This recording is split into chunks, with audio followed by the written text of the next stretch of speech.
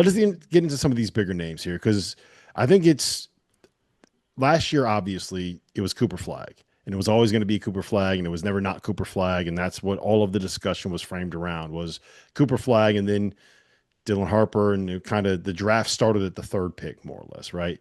This year, I don't think we're going to have that same kind of situation. I do believe we're going to be having conversations about who you would take all year long, which is part of the reason why I think this podcast is going to be a lot of fun to listen to and to follow along with. So, Corey, I'll start with you, man.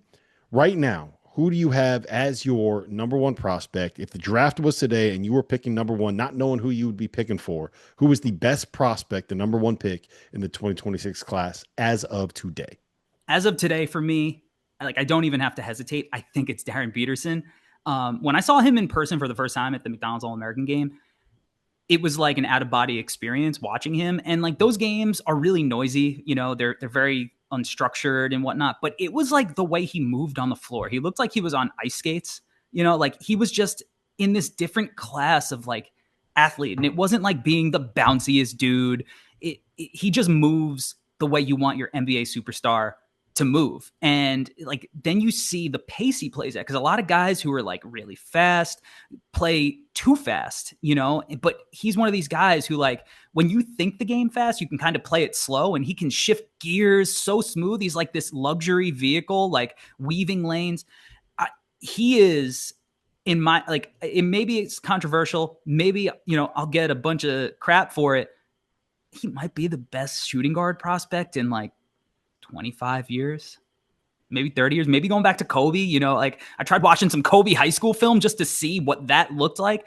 I think he's that special. I really, really do. I don't know how I really feel about the Kansas thing, because just like top tier prospect wise, you know, it's not one of the hotbeds as of late for like really successful top tier guys.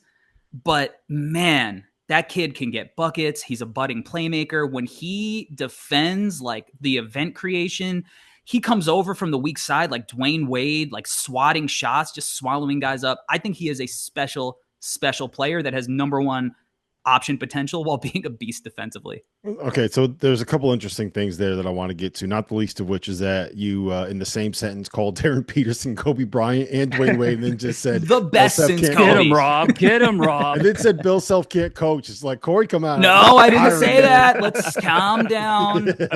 Rucker's been texting me that, but I didn't say it. You weren't supposed to share that.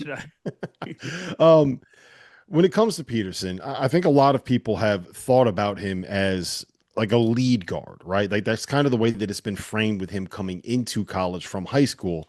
And I'm curious, do you see him more? Any one of you guys weigh in on this? Is he more of like a Donovan Mitchell type? Is he more of a Cade Cunningham type? And how is that all going to work when he's playing on a Kansas roster this year that's got not the kind of shooting that you probably would have hoped for? And if he is a guy that needs space to operate, like, is that how is his ability to do what you just kind of referenced there going to work, Rucker, when it comes to being on a team where he needs to be a point guard, he needs to be that primary initiator, and he doesn't have shooting around him to be able to do it? I think it's tough. I think I understand what Corey's saying about the Kansas fit a little bit, because it is a tough roster construction just kind of around him. You mentioned, Rob, like the outside shooting, and it's kind of almost you're putting, all right, Darren, be ready to go. We're going to have to kind of lean on you a little bit early, heavy.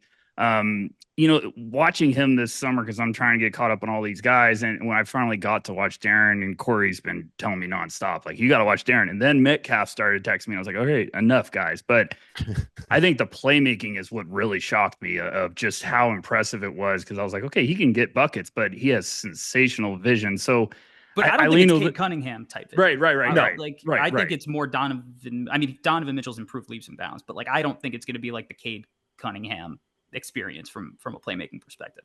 Yeah, right away. I agree with you. Right away.